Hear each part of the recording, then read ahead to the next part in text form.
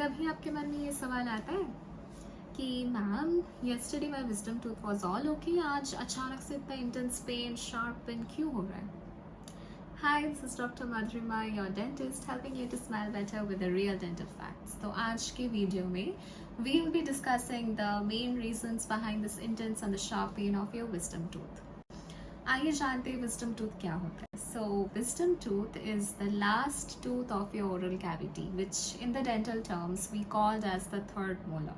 ये जो third molar होता है इसको इनफ स्पेस चाहिए होता है टू ग्रो आउटसाइड, बट इसको जब स्पेस नहीं मिलता है it grows in 3 ways. Number 1, it will not come out, it will be entirely inside your bone. Number 2, it will come out but partly, जैसे कि आधा पोर्शन आपके हड्डी के अंदर रहेगा, आधा पोर्शन आपके हड्डी के बाहर रहेगा. And the third thing, it will come out entirely, but it will be growing in a wrong direction. It will not condition को what we tell in the dental terms. We call it as the impaction. जब आपके third molar impacted case में आ जाता है तो you get a lot of problem. So ये pen कैसे होता है? When your third molar is growing partially outside, तो आपका जो गम है उसका एक flap, a portion of it, ऐसे दांत को पार्टली कवर करके रखता है and your part wise your tooth is also exposed. Situation में आप एवरीडे जो खाना खाते हो वो फंस जाएगा and with time bacteria grow करता है. एंड जैसे कि बैक्टीरिया ग्रो करता है like in days, weeks and months, it creates an inflammatory reaction in their. Inflammation होता है, उसके साथ साथ आपका सूजन आ जाता है, that is your swelling, and in that area a pressure builds up. अब जब ये प्रेशर बिल्डअप हो रहा है इसका कोई आउटसाइड एरिया में इसको इजेक्ट होने का कोई प्लेस नहीं है. So what happens to this pressure, ये अंदर ग्रो करता है and it actually irritates the nerve which is there. Major nerves pass होता है from that area.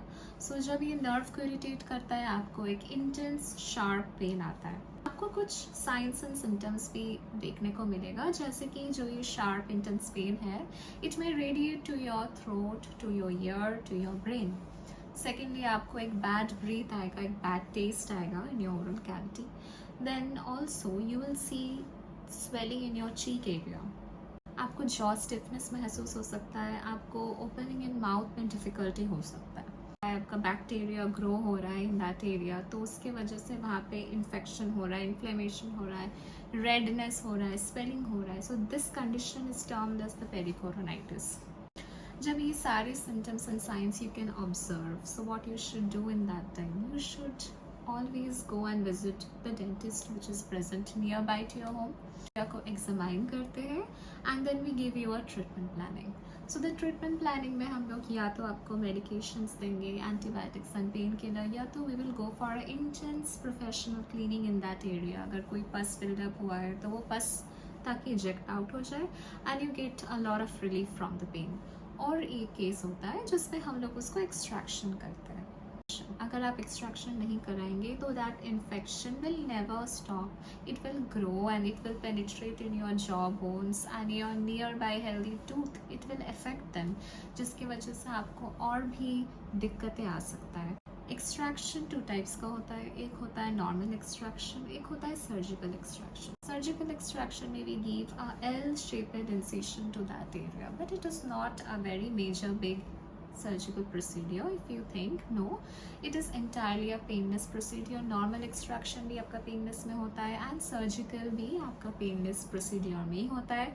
We always give local anesthesia to the area of your mouth so that आपको थोड़ा सा भी दर्द महसूस नहीं होता है. After the surgery is done, we give you antibiotics and painkillers for 7 days so that you do not get any kind of discomfort. After 7 days, you should come back for the suture removal, and in this way, you will get rid of the pain and the infection. If you have learned something good, got a great knowledge from here, so please follow, like, subscribe to Talk with Dr. Madhurima.